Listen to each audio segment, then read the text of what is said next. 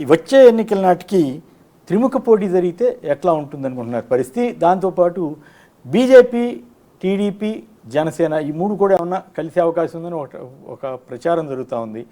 అలాగే మీరు ఇంకెవరితోటైనా పొత్తు పెట్టుకునే అవకాశం కానీ భవిష్యత్తులో ఉంటుందా? మాకు ఇప్పటికి 3 ఎన్నికలు సార్ తెలంగాణ వచ్చిన తర్వాత. 3ట్లో ఒంటరిగానే పోటీ చేసాం. బహుశా 99% నాకున్న అవగాహన మేరకు భవిష్యత్తులో కూడా ఒంటరిగానే పోటీ చేస్తాం.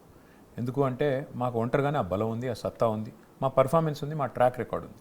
సో త్రిముఖ పోటీ వల్ల మీకేమి నష్టం జరగదు. మాకున్న ఒకే ఒక్క ముఖం కేసీఆర్ గారు. ఆ ఒక్క ముఖం చాలు. ఎన్ని త్రిముఖాలు, త్రిభుజాలు ఎన్నైనా కూడా ఇబ్బంది లేదు. రైట్. ఫైనల్గా బీఆర్ఎస్ రైతోత్సవ భారీ సభ ఏమాత్రం వస్తారు, ఎట్లా స్పందన మీకు వస్తుందనుకున్నారు? దాని ఎఫెక్ట్ ప్రభుత్వం మీద కానీ తినబోతూ రుచులు అడగకూడదు అంటారు కదా, ఎల్లుండే కదండి సభ.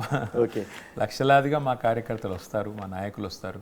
డెఫినెట్గా కేసీఆర్ గారి సందేశం వినాలనే ఉత్సాహం, కరోనా సమయంలో ఎట్లయితే కేసీఆర్ గారి ప్రసంగం కోసం ఆ రోజు చెవులు రిక్కించి టీవీల ముందు ప్రజలు కూర్చునేవారు, ఆ స్థాయిలో మళ్ళీ ఒకసారి ఆ ఉత్సాహం, ఉత్సుకత ఉంది. తప్పకుండా సూపర్ హిట్. ఈ వచ్చే ఎన్నికల నాటికి త్రిముఖ పోటీ జరిగితే ఎట్లా ఉంటుందనుకుంటున్నారు పరిస్థితి. దాంతోపాటు బీజేపీ, టీడీపీ, జనసేన ఈ మూడు కూడా ఏమన్నా కలిసే అవకాశం ఉందని ఒక ప్రచారం జరుగుతూ ఉంది.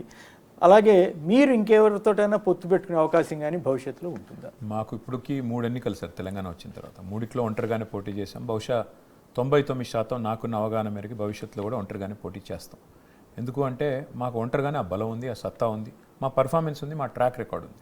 సో త్రిముఖ పోటీ వల్ల మీకేమి నష్టం జరగదు. మాకున్న ఒకే ఒక్క ముఖం కేసీఆర్ గారు. ఆ ఒక్క ముఖం చాలు. ఎన్ని త్రిముఖాలు, త్రిభుజాలు ఎన్నైనా కూడా ఇబ్బంది లేదు. రైట్. ఫైనల్గా బీఆర్ఎస్ రైతోత్సవ భారీ సభ ఏమాత్రం వస్తారు, ఎట్లా స్పందన మీకు వస్తుందనుకున్నారు? దాని ఎఫెక్ట్ ప్రభుత్వం మీద కానీ తినబోతూ రుచులు అడగకూడదు అంటారు కదా, ఎల్లుండే కదండి సభ. ఓకే, లక్షలాదిగా మా కార్యకర్తలు వస్తారు, మా నాయకులు వస్తారు. డెఫినెట్గా కేసీఆర్ గారి సందేశం వినాలనే ఉత్సాహం, కరోనా సమయంలో ఎట్లయితే కేసీఆర్ గారి ప్రసంగం కోసం ఆ రోజు చెవులు రిక్కించి టీవీల ముందు ప్రజలు కూర్చునేవారు, ఆ స్థాయిలో మళ్ళీ ఒకసారి ఆ ఉత్సాహం, ఉత్సుకత ఉంది. తప్పకుండా సూపర్ హిట్.